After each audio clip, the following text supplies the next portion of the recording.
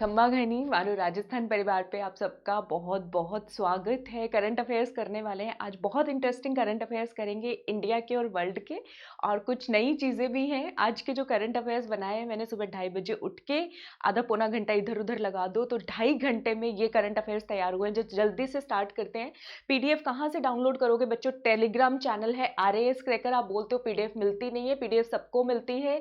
English वाली downloaded है, latest updated English की आज डल जाएगी, करंट अफेयर्स की भी कहोगे तो आज डल जाएगी। ठीक है, RAS क्रैकर। चलो लेट्स स्टार्ट करते हैं। ठीक है, आज का मोटिवेशनल कोट बहुत अच्छा लगा मुझे, बहुत बहुत ऑसम सा है। यूं ही नहीं मिलती राही को मंजिल, यूं ही नहीं मिलती राही को मंजिल, एक जुनून सा दिल में जगाना पड़ता है। ठीक है, एक जुनून सा दिल में जगाना पड़ता है। पूछा चिड़िया से कैसे बना आशियाना, पूछा चिड़िया से कैसे बना आशियाना, तो चिड़िया ने बोला भरनी पड़ती है उड़ान बार बार, भरनी पड़ती है उड़ान बार बार, तिनका तिनका उठाना होता है। तो यही तिनके तिनके से हमने मारो राजस्थान शुरू किया है। इसी को बनाएंगे, बहुत अच्छे से बनाएंगे। आप सभी बच्चों के पेपर भी निकलेंगे, ठीक है, एग्जाम भी क्रैक होंगे, नौकरी भी लगेगी। 2020 जाने वाला है, बड़ा मुश्किल साल हमने देखा है। विश करेंगे 2021 बहुत अच्छा है। और मैं भी कुछ प्लान तो कर रही हूँ अच्छी अच्छी वीडियोस आपके लिए लेके आने का, ताकि आप भी 31 दिसंबर की जो नाइट है उसको एंजॉय कर पाए। ठीक है, तो लेट्स स्टार्ट करते हैं। आप, ये मेरा प्रोफाइल है बच्चों, ठीक है। मेरी फ्री क्लासेस के लिए MRP10 कोड यूज कीजिएगा अनअकैडमी प्लस पे।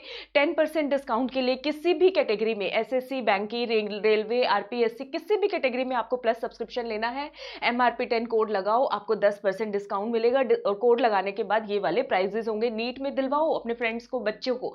अनअकैडमी प्लस पे कोई बच्चा आए तो मारो राजस्थान से तो ये आवाज आनी चाहिए कि MRP10 कोड लगा के आए हैं, मारो राजस्थान यूट्यूब चैनल से आए हैं। ठीक है बच्चों, आवाज मेरे कानों में गूंजनी चाहिए। ठीक है, आप हर तरीके से पेमेंट कर सकते हैं, EMI, debit card, credit card, जो मर्जी चाहिए। ये मेरा फोन नंबर है, कोई प्रॉब्लम आती है तो पूछ लीजिएगा।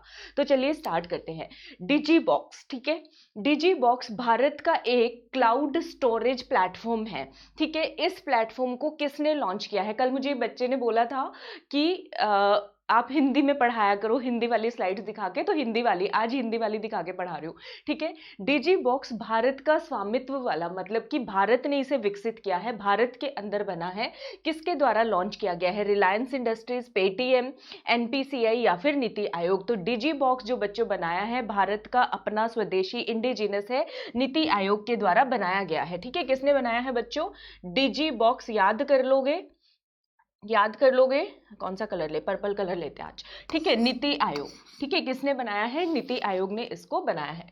तो आगे इसकी थोड़ी सी डिटेल्स देखते हैं। ठीक है, इंडिया का पहला digital asset management and storage platform. इसकी फुल फॉर्म कोई पूछेगा, DigiBoxx digital asset management and storage platform.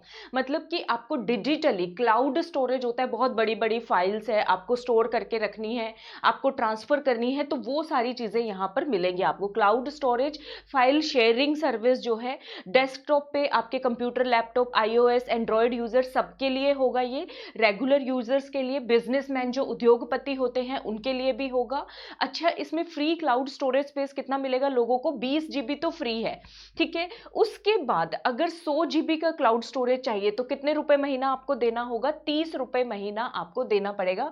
तो ये है हमारा डिजी बॉक्स, भारत का पहला डिजिटल एसेट मैनेजमेंट प्लेटफॉर्म। इसकी तो कोई हिंदी आएगी नहीं, इंग्लिश में ही बोला जाएगा इसको। ठीक है बच्चा, और ये किसमें है? नीति आयोग ने इसको विकसित किया है। भूलोगे तो नहीं, डिजी नीति ऐसे याद कर लो। ठीक है, आजकल की जो नीति है वो डिजिटल बेस्ड है, ऐसे याद कर लो इसको। ठीक है, चलो, अभी तक वीडियो को लाइक नहीं किया तो मस्त वाला लाइक चिपका दो बच्चों। आप करते नहीं हो, मैं मेहनत करती हूँ। लाइक, सब्सक्राइब, शेयर हम MRPN से हम करेंगे। ठीक है, हमें करना है। चलो, largest hockey stadium of India, Bharat का सबसे बड़ा हॉकी स्टेडियम जो है कौन से शहर में बनने जा रहा है? लखनऊ, राउरकेला, पुणे या फिर नागपुर? तो ये बच्चों बनने जा रहा है उड़ीसा के राउरकेला के अंदर। कहां पे बनने जा रहा है? उड़ीसा के राउरकेला के अंदर बनने जा रहा है। ठीक है, उड़ीसा के जो मुख्यमंत्री हैं नवीन पटनायक जी, उन्होंने घोषणा की है भारत का सबसे बड़ा स्टेडियम जो बनेगा राउरकेला, उड़ीसा के अंदर। कौन से जिले में बनेगा? सुंदरगढ़ जिले में। ये भी याद कर लो, सुंदर सा भव्य सा हॉकी का स्टेडियम होगा अपना। इसका निर्माण जो है कहां पे किया जाएगा? राउरकेला की यूनिवर्सिटी है, बीजू पटनायक प्रौद्योगिकी विश्वविद्यालय। ठीक है, बीजू पटनायक इंफॉर्मेशन टेक्नोलॉजिकल ही होगा ये, है ना, यूनिवर्सिटी ऑफ टेक्नोलॉजी। हाँ, वहां पे बनेगा, उसी कैंपस के अंदर जो है ये बनाया जाएगा। बीजू पटनायक जी कौन थे? मुख्यमंत्री जो नवीन पटनायक है इनके पिताजी थे, तो उनके नाम पर है। ठीक है बच्चे, उसके बाद आ जाइए। अच्छा, सिटिंग कैपेसिटी कितनी होगी? भारत का सबसे बड़ा, और ये बनेगा वर्ल्ड क्लास क्वालिटी का बनेगा। 20,000 लोग इस पे बैठ सकेंगे। ठीक है, 15 एकड़ जमीन के ऊपर बनाया जा रहा है। ठीक है, अब ये बन रहा है। ठीक है, देखो बच्चों, अभी हम 2023 के अंदर, ये बच्चों गलती से लिख दिए 34, सॉरी, बड़े वाला सॉरी, 2023 के अंदर जो है भुवनेश्वर में और राउरकेला दो जगह पर जो इंटरनेशनल हॉकी मैच होने वाला है वो होगा यहाँ पे। ठीक है, हॉकी विश्व कप जो है पुरुष वाला वो यहाँ पे होने वाला है। मैन हॉकी वर्ल्ड कप जो है होगा, इसलिए 2023 में हम बना रहे हैं, और ये दूसरी बार हो रहा है। जो इससे पिछली बार का हुआ था वो भी उड़ीसा में ही हुआ था, तो दूसरी बार होस्ट बन रहा है भारत जो है मैन हॉकी वर्ल्ड कप का। ठीक है, तो ये भी एक खास बात है। FIH वर्ल्ड कप बोलते हैं। FIH की फुल फॉर्म है बच्चों फेडरेशन इंटरनेशनल डी हॉकी। अगर इंग्लिश भाषा में बोलोगे तो इंटरनेशनल हॉकी फेडरेशन हम इसको बोलते हैं। कई बार इस पे कंफ्यूजन हो जाता है। 2023 में दो जगह पर होगा, एक भुवनेश्वर पे और एक राउरकेला पे। भुवनेश्वर जो कि उड़ीसा की राजधानी है। अगला क्वेश्चन है, बहुत इंपॉर्टेंट क्वेश्चन है, भारत की पहली लिथियम रिफाइनरी फैक्ट्री जो बनने जा रही है वो कहां पे बनने जा रही है? भारत की पहली लिथियम रिफाइनरी गुजरात में, महाराष्ट्र में, मध्य प्रदेश में या राजस्थान में? तो बच्चों ये बनने वाली है गुजरात के अंदर। कहां पे बनने वाली है? भारत की पहली लिथियम रिफाइनरी। लिथियम बैटरी कहां काम आती है? मोबाइल के अंदर, देखते हो सारा दिन वहां पे ये यूज होती है। इलेक्ट्रिकल व्हीकल्स बनाने में भी इसका इस्तेमाल किया जाता है। ठीक है, तो कौन बनाएगा इसको, कौन पैसे लगा रहा है ये भारत की पहली लिथियम रिफाइनरी सेट करने में? Manikaran power limited. ठीक है, एक रिन्यूएबल एनर्जी में, रिन्यूएबल एनर्जी की हिंदी क्या होती है? जो मतलब परंपरागत, गैर परंपरागत सोर्स, पता नहीं ऐसे ही कुछ बोलते हैं बच्चों, सॉरी। ठीक है, देख के बताऊंगी, मैं भूल जाती हूँ हिंदी कई बार। तो मणिकरण पावर लिमिटेड जो है एक बहुत बड़ी कंपनी है जो रिन्यूएबल एनर्जी में इन्वेस्ट करती है, वो बनाने जा रही है इसको। ठीक है, इससे क्या होगा, कच्चा माल जो है वो हमारे पास आ जाएगा। लिथियम और जो है, लिथियम की जो खदान होती है उसको प्रोसेस करेगी ताकि बैटरी ग्रेड मटेरियल मिल सके हमें। लिथियम जो है रेयर एलिमेंट है। ठीक है, दुर्लभ एलिमेंट है केमिस्ट्री में अगर पढ़े, और इंडिया में नहीं मिलता। तो ये कहां से प्रोसेस करेगी? जी, लिथियम हमारे पास है ही नहीं, तो कहां से लेगी लिथियम? जो लिथियम की प्रोसेसिंग तो करेगी, प्रसंस्करण तो उसका होगा ना।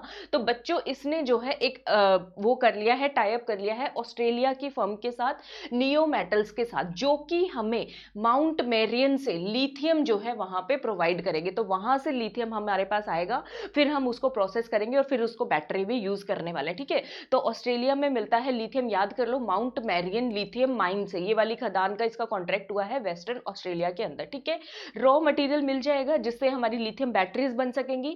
लिथियम बैटरीज बन सकेंगी तो इलेक्ट्रिकल व्हीकल्स चला करेंगे। आजकल वैसे ही इलेक्ट्रिकल व्हीकल्स का आगे आगे जमाना आना ही है। चलो उसके बाद है, ठीक है, कौन से राज्य ने, भारत के कौन से राज्य ने PR इनसाइट, एक मोबाइल एप्लीकेशन है, ऐप है और वेब पोर्टल है, इसको लॉन्च किया है? गुजरात, बिहार, उत्तराखंड या फिर पंजाब? तो PR से समझ लो ना बच्चे, PR, P से कौन सा राज्य शुरू हो रहा है इसमें? पंजाब। ठीक है, पंजाब का शॉर्ट फॉर्म कैसे लिख देती हूँ मैं? तो ऐसे लिख देती हूँ PB, और ये है आपका PR इनसाइट, तो इससे याद कर लो। ठीक है बच्चों, PR इनसाइट किसने लॉन्च किया है?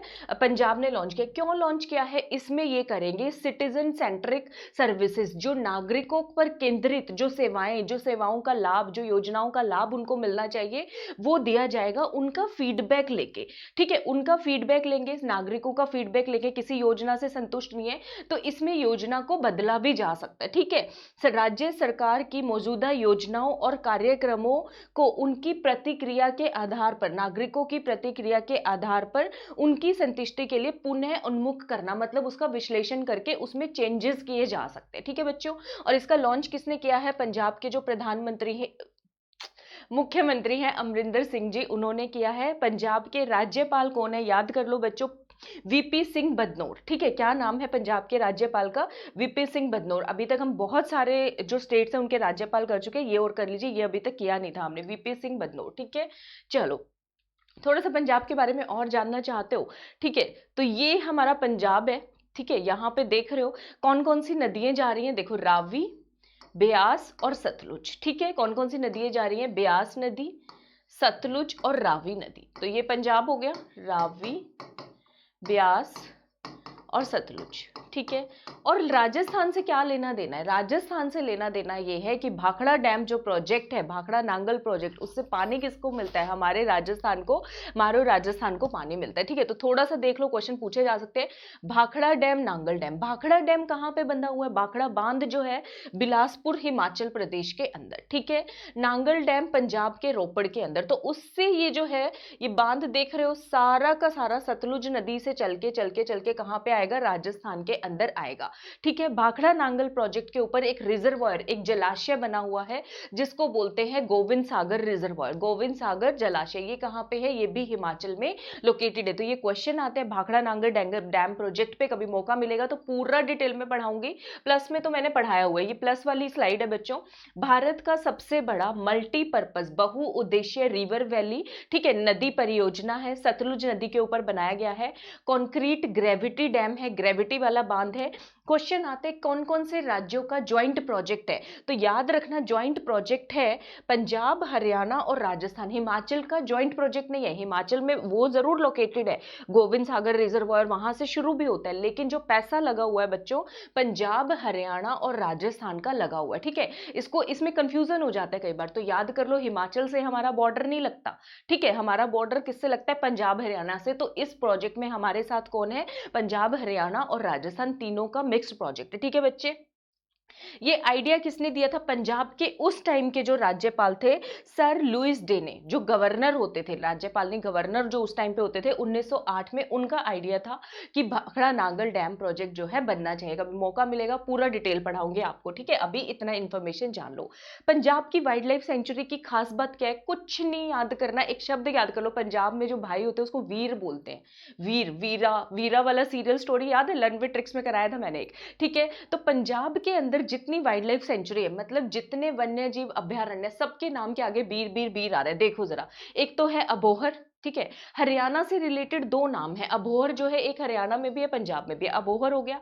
एक बच्चों झज्जर बचोली, ठीक है, झज्जर भी हरियाणा में है। तो दो नाम याद कर लो, वन्य जीव अभयारण्य अबोहर और झज्जर बचोली, ये दोनों कहां पे? पंजाब में लोकेटेड है, ठीक है। बाकी सबके आगे वीर शब्द लगा दो, कुछ नहीं याद करना, ठीक है। एक हरिके लेक याद कर लो, हरिके बैराज भी है, ठीक है। हरिके लेक याद कर लो, पंजाब के अंदर हरिके बैराज याद ही होगा, ठीक है। तो हरिके हो गया, झज्जर हो गया, अबोहर हो गया, तीन हो गए। बाकी में कुछ नहीं करना। बीर ऐशवान, बीर भदोसन, ठीक है, बीर बुनेरहेरी, बीर दोशनजीत, दलजीत, सारे पंजाब से रिलेटेड नाम है। गुरदासपुरा या ऐसा कुछ बोले तो बीर गुरदयालपुरा, ठीक है। बीर महेश वाला, ठीक है, बीर मोती बाग। तो सबके आगे क्या लग रहा है? बीर लग गए, बस इतना याद रख लो तो भी याद आपको आ जाएगा, ठीक है। उसके बाद है पंजाब में कपूरथला है, तो उससे याद कर लो कथलोर कुशी लाइन, ठीक है। कथलोर कुशी लैन जो है वाइल्ड लाइफ सेंचुरी कहाँ पे है? पंजाब के अंदर है, ठीक है। उसके बाद है तखनी रेहमपुर, तखनी रेहमपुर, ठीक है। तो बस इसको ऐसे ही याद कर लो। और नांगर वाइल्ड लाइफ सेंचुरी तो याद रहेगा ही, पंजाब में भाखड़ा नांगल प्रोजेक्ट है, ठीक है। तखनी याद कर लो, कैसे याद करवाऊं, मैं बोलना नहीं चाह रही, चलो छोड़ो। तखनी रेहमपुर वाइल्ड लाइफ सेंचुरी, वन्य जीव अभयारण्य, ठीक है। क्लियर है? ऐसे याद हो जाएंगी ये सारी। चलो आगे देखते हैं, ये सारी पंजाब की वाइल्ड लाइफ सेंचुरी है, ठीक है। अभी जो है गुड गवर्नेंस डे किस दिन मनाते हैं? 25 दिसंबर को, सुशासन दिवस, ठीक है। किसके उपलक्ष्य में बनाते हैं? प्रधानमंत्री वाजपेयी जी के जन्म दिवस के रूप में, अटल बिहारी वाजपेयी जी के जन्म दिवस के रूप में, ठीक है। गुड गवर्नेंस डे पर हाउसिंग और अर्बन अफेयर्स मिनिस्टर जो है हरदीप सिंह पुरी जी, इन्होंने एक नया वेब पोर्टल और मोबाइल ऐप लॉन्च किया है। तो इस वेब पोर्टल और इस मोबाइल ऐप का नाम क्या है? ई आपदा, ई संपदा, ई विपदा या फिर ई सुरक्षा? तो अटल बिहारी वाजपेयी जी जो पूरे संपन्न व्यक्ति थे, ठीक है। तो क्या नाम होगा इस प्रोजेक्ट का? ई संपदा। क्या नाम है बच्चों? ई संपदा इसका नाम है। अभी तक भी वीडियो को लाइक नहीं किया है तो लाइक कर दीजिए, शेयर नहीं किया है तो शेयर करें अपने सारे फ्रेंड्स के साथ। किस चीज का वेट कर रहे हो? 2020, ठीक है। जाते जाते अच्छे अच्छे काम करने हैं हम सबको। देखो इससे होगा क्या? ई संपदा प्रोजेक्ट से एक ही प्लेटफॉर्म पर आपको सारी सुविधाएं मिल जाएंगी, जैसे 1 लाख से अधिक सरकारी आवास जो है, हाउस जो है, 28 शहरों में 45 कार्यालय परिसरों में, ऑफिसेज के अंदर, ठीक है। कार्यस्थल जो आवंटन करना है ऑनलाइन ही हो जाया करेगा, ठीक है। अवकाश गृहिणियों की बुकिंग, हॉलीडे पे किसी को जाना है उनको बुकिंग जो करानी है तो सब ऑनलाइन हो जाएगा, कहने का मतलब ये है, ठीक है। और इसके अंदर कोई कंप्लेंट दर्ज करवाना चाह रहा है थ्रू आउट भारत, यहाँ पे हो सकता है। कोई डॉक्यूमेंट सबमिट करना है, कोई दूर दूर से वर्चुअल सुनवाई चाहता है किसी चीज के लिए, तो ई संपदा के तहत सारी चीजें हो जाएंगी। ठीक है, allotment of 1 lakh government accommodation, government सरकारी घर किसी को देना है तो वो दे सकते हो, ऑफिस स्पेस अलॉटमेंट करना है वो हो जाएगा, धक्के खाने की जरूरत नहीं पड़ेगी, सब कुछ online, single window for all services, एक ही जगह पर सारी फैसिलिटी आपको मिलने वाली है। क्लियर है सबको? ठीक है, कंप्लेंट्स लॉन्च कर सकते हो, डॉक्यूमेंट्स कर सकते हो, मीटिंग कर सकते हो ऑनलाइन, कॉन्फ्रेंस टाइप, जैसे हम लोग मिल रहे हैं आप और मैं वैसे। तो ये रहा लॉन्च ऑफ ई संपदा, किस दिन हुआ है बच्चों? 25 दिसंबर, सुशासन दिवस पर। ठीक है, चले आगे देखते हैं, कौन से राज्य में प्रधानमंत्री अटल बिहारी वाजपेयी जी की जो जयंती थी 25 दिसंबर, 18 फीट का एक बड़ा स्टैच्यू बनाया गया है। ठीक है, हिमाचल प्रदेश, उत्तराखंड, पश्चिम बंगाल या फिर मध्य प्रदेश? तो कहाँ पे बनाया गया है बच्चों? जहां पे भाखड़ा डैम है। ठीक है, जहां पे भाखड़ा डैम है और जहां पे गोविंद सागर रिजर्वॉयर है, तो इसका मतलब समझ आ गया अब तो, हिमाचल प्रदेश। कहाँ पे बनाया है? हम सब ने हिमाचल प्रदेश के अंदर बनाया है। ठीक है, तो आज हमारे स्टेट ऑफ द क्लास क्या है? State of the day, Punjab, Himachal, Haryana, मतलब नदर्न इंडिया। ठीक है, उत्तरी भारत। ठीक है, तो 96वीं जयंती थी अटल बिहारी वाजपेयी जी की। हिमाचल प्रदेश के मुख्यमंत्री कौन है? जयराम ठाकुर, उन्होंने ही इसका उद्घाटन किया है, लॉन्च किया है। राज्यपाल कौन है? बंडारू दत्तात्रेय। ठीक है, बंडारू दत्तात्रेय जी जो है हिमाचल प्रदेश के राज्यपाल है। हिमाचल प्रदेश की राजधानी कौन सी है? Shimla. Summer capital Shimla, summer Shimla. ठीक है, लोग समर्स में जाते हैं घूमने, शिमला विमला, है ना भाई, और विंटर है धर्मशाला। ठीक है, तो समर कैपिटल है शिमला, विंटर कैपिटल, सर्दियों की राजधानी जो बोला जाता है वो किसको बोलते हैं? धर्मशाला को बोलते हैं, शीतकालीन राजधानी।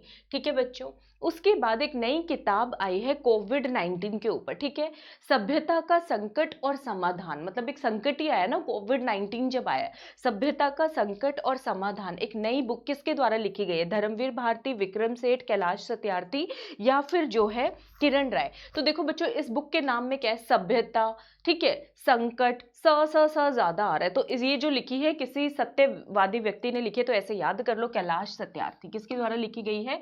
कोविड-19 का आ रहा है कॉमन।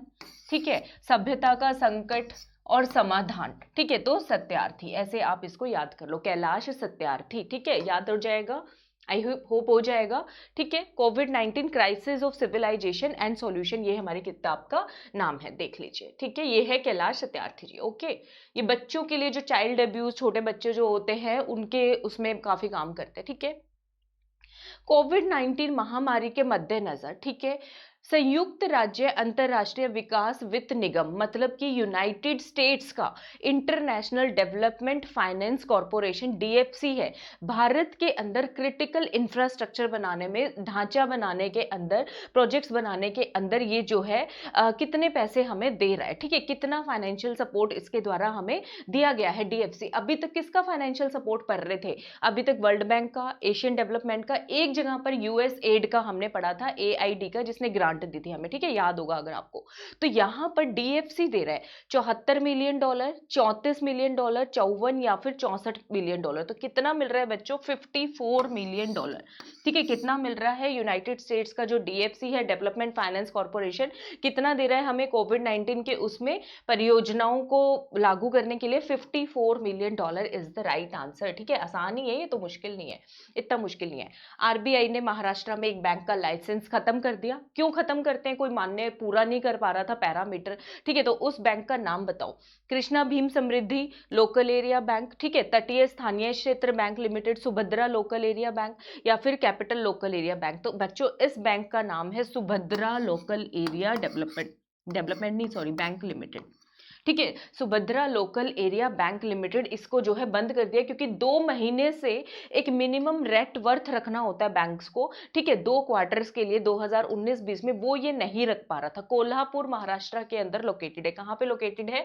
कोल्हापुर महाराष्ट्र के अंदर। 2 तिमाहियों के लिए न्यूनतम शुद्ध मूल्य की आवश्यकता को पूरा नहीं कर पा रहा था। ठीक है, उसको पूरा नहीं कर पा रहा था, इसलिए इसका लाइसेंस जो है कैंसिल हो गया। चलो आगे देखते हैं। आगे देखो, फीफा जो है, ठीक है, ये वर्ल्ड कप होना था फीफा का, ठीक है, अंडर 20 का, अंडर 17 का वर्ल्ड कप टूर्नामेंट 2021 के अंदर, ठीक है, उसको जो है कैंसिल कर दिया गया है कोरोना वायरस की वजह से। अब कोरोना वायरस के नए नए स्ट्रेन्स आ गए हैं, तो पूरी प्रिकॉशंस लेके ही घर से निकलना है, बाहर जरूरत हो तभी जाना है, वरना नहीं जाना है, ठीक है बच्चे, ऐसे करना, ठीक है। तो ये जो है कहाँ पे होने वाले थे, देखो बच्चों, जो अंडर 20 है ये तो इंडोनेशिया में होना था 2021 में, और जो अंडर 17 है, नाम छोटा सा है ना, पेरू के अंदर होना था, ठीक है। तो पेरू 17 कम नंबर वाला उसमें आएगा। इंडोनेशिया में देखो 0 दिख रहा है आपको, इंडोनेशिया में, तो 20 वाला, अंडर 20 ईयर्स वाले जो एज वाला होगा वो कहाँ पे होगा, इंडोनेशिया में। पेरू वाला होगा अंडर 17 में, ठीक है। तो अब ये कब होंगे, 2023 में होंगे। इनको पोस्टपोन कर दिया, फीफा ने क्या कर दिया, इनको पोस्टपोन कर दिया, ठीक है। अब प्रेसिडेंट कौन है फीफा के, देखो बच्चों, फुटबॉल खेलते हैं ये, ठीक है, फुटबॉल फेडरेशन है, ठीक है। तो ये जो है बच्चों को फुटबॉल खेलना, बॉल से ही तो खिलाना शुरू करते हैं बच्चों को, ठीक है। बच्चों की इंग्लिश क्या होती है, इन्फेंट बोलते हैं, इन्फेंटी स्टेज, ठीक है, इन्फेंसी स्टेज बोलते हैं। तो इसके प्रेसिडेंट का नाम भी इमेजिन कर लो, बच्चा है फुटबॉल से खेल रहा है, इन्फेंटिनो आएगा, जियानी इन्फेंटिनो। और बच्चे अपने आप को बहुत ज्ञानी समझते हैं, तो याद कर लो, छोटा ज्ञानी बच्चा है जो फुटबॉल से खेल रहे हैं, ज्ञानी इन्फेंटिनो। वैसे तो जियानी बोला जाएगा, लेकिन हम याद करने के लिए कर रहे हैं गियानी इन्फेंटिनो, ठीक है। हेडक्वार्टर कहाँ पे है इसका, फुटबॉल का हेडक्वार्टर है बच्चों स्विट्जरलैंड ज्यूरिख के अंदर। इसका हेडक्वार्टर कहाँ पे है, स्विट्जरलैंड ज्यूरिख के अंदर इसका हेडक्वार्टर है, ठीक है। जानना चाहते हो विश्व दर्शन करें आज, पंजाब दर्शन किया आज हमने थोड़े से, इंडोनेशिया कहाँ पे है और पेरू कहाँ पे है, देखना चाहते हो थम्स अप दो, एक मुझे लाइक कर दिया तो बोलो कि हाँ जी मैडम लाइक कर दिया है, टाइप यस कि यस कर दिया है, ठीक है, ऐसे बोलो, लाइक कर दिया, सब्सक्राइब कर दिया, कितने शेयर किए हैं ये भी बताओ आज तो, ठीक है, कितने शेयर किए आपने, और सच्चे दिल से बताना है, बिल्कुल झूठ नहीं बोलना, ठीक है। चलो तो देखते हैं, ये है हमारा पेरू, छोटा सा है ये, यहाँ पे अंडर 17 वाला होना है, ठीक है। और ये है अपना इंडोनेशिया, इतना बड़ा, ठीक है, ये इंडोनेशिया, यहाँ पे होगा अंडर 20 वाला। अब मैप पे देखें, इस पे साउथ अमेरिका में है पेरू, ठीक है। ये मैप मैंने क्यों लिया, क्यों, क्या पर्पज है इसका, देखो बच्चों, यहाँ पे एक बड़ी सी रेखा है, बड़ी सी रेखा है जो कि पास हो रही है पेरू से, इक्वेटर, ठीक है। कौन सी रेखा पास हो रही है पेरू से, इक्वेटर, ट्रॉपिक ऑफ कैप्रिकॉर्न यानी कि मकर रेखा तो नहीं हो रही है, इक्वेटर यानी भूमध्य रेखा, ठीक है, हिंदी के लिए बता रही हूँ बच्चों, भूमध्य रेखा यहाँ से पास हो रही है, पेरू से पास हो रही है, ठीक है। पेरू के आसपास वाले देश कौन से, एक मैं सोच रही हूँ लनविट्रिक्स, जैसे राजस्थान मैप है ना, आप सबने बहुत पसंद किया है, कौन कौन चाहता है लनविट्रिक्स जो है भारत का मैप और विश्व का मैप, उसी तरीके से दो नई सीरीज चलाए। मैं सोचती बहुत कुछ हूँ, नए साल पे मैं सोच तो रही हूँ, आप लोग हाँ बोलोगे तभी वो सीरीज चलेगी, ठीक है। भारत का मैप जो करना चाहते हैं बच्चे, और वर्ल्ड का मैप जो करना चाहते हैं, साउथ अमेरिका करवा दिया, जो छोटे छोटे टिप्स एंड ट्रिक्स है वैसे ही हम लोग पढ़ने वाले, ठीक है। तो पेरू से बच्चों इक्वेटर पास होती है, इक्वेटर पास होती है, ठीक है, ये चीज याद रखोगे, भूमध्य रेखा छुटकू सा है अपना पेरू, ठीक है। चलो देखते हैं और पास से देखते हैं, ये आ गया हमारा साउथ अमेरिका का, दक्षिणी अमेरिका का मैप, इक्वेटर पास होती है, तो इसके साथ में जो देश है उसका नाम भी इक्वेडर है, ठीक है, उसका नाम भी इक्वेडर है। दूसरा कौन सा पास हो रहा है, कोलंबिया देश की बॉर्डर लग रही है पेरू को, ये ब्राजील की बॉर्डर लग रही है, ठीक है, बोलीविया की लग रही है और चिली की लग रही है, ये सारा मैं याद करवा दूंगी टिप्स एंड ट्रिक्स के साथ, कोई परेशान नहीं होना, ठीक है। इक्वेडर, कोलंबिया, ब्राजील, बोलीविया और चिली, ठीक है। पेरू की राजधानी कौन सी है, सीधा याद कर लो, पेरूलिमा, पेरूलिमा, ठीक है। तो पेरू की राजधानी है बच्चों पेरूलिमा, ठीक है। यहाँ पे कौन से माउंटेन मिलेंगे, एंडीज माउंटेन मिलेंगे, ठीक है, कौन से पर्वत पहाड़ मिलेंगे यहाँ पे, एंडीज। अमेरिका के अंदर रॉकीज मिलते हैं, ये क्वेश्चन आता है, नॉर्थ अमेरिका में कौन से हैं बच्चों, रॉकीज, और साउथ अमेरिका में एंडीज, तो भूल जाते हैं कई बार, तो याद कर लो, यूनाइटेड स्टेट्स अमेरिका वो ही रॉक करता है हमेशा, अपने आप को सुपर पावर में ही मानता है, ठीक है। तो दूसरे जो एंडीज है वो अपने आप कहाँ पे आ जाएंगे, साउथ अमेरिका के अंदर, तो कभी कंफ्यूजन नहीं होगा, मैंने ऐसे याद किया वरना मुझे कंफ्यूजन होता था, अमेरिका में एंडीज है या रॉकी है, तो मैंने कहा अमेरिका रॉक्स, ठीक है। तो नॉर्थ अमेरिका के अंदर रॉकी माउंटेन और साउथ अमेरिका के अंदर एंडीज माउंटेन है, एंडीज पर्वत है, क्लियर है सबको। चलो इतना तो पेरू के बारे में जान लिया, इंडोनेशिया भी देख लेते हैं थोड़ा सा, हमारे नजदीकी है, ठीक है। ये पूरा बच्चों जो है आप देख रहे हो, दिस ऑल इज इंडोनेशिया, ठीक है। इंडोनेशिया और मलेशिया के बीच में बड़ी इंपॉर्टेंट स्ट्रेट आती है, मलक्का, स्ट्रेट ऑफ मलक्का, ठीक है, इसको याद कर लो, बहुत इंपॉर्टेंट है, क्वेश्चन पूछा जा सकता है, मलेशिया और इंडोनेशिया के बीच में कौन सा पास आता है बच्चों, स्ट्रेट ऑफ मलक्का, ठीक है। उसके बाद इसकी राजधानी है जकार्ता, कौन सी राजधानी है? जकार्ता।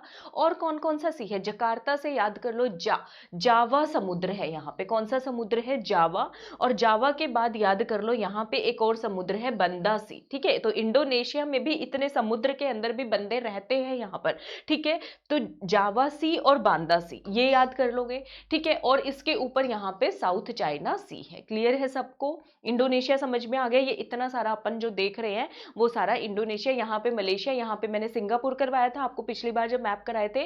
और इसके मलेशिया इंडोनेशिया के ऊपर ये एक देश है बोर्नियो, और बोर्नियो के अंदर यहाँ पे छोटा सा देश है ब्रूनी। ठीक है, यहाँ पे छोटा सा देश है ब्रूनी। तो आज हम इतना ही करेंगे। जिसको वीडियो पसंद आया हो, अभी भी लाइक नहीं ठोका है तो एमआरपीएन बन जाइए, चैनल को सब्सक्राइब करिए, मेरी प्यारी सी एमआरपीएन फैमिली का हिस्सा बने।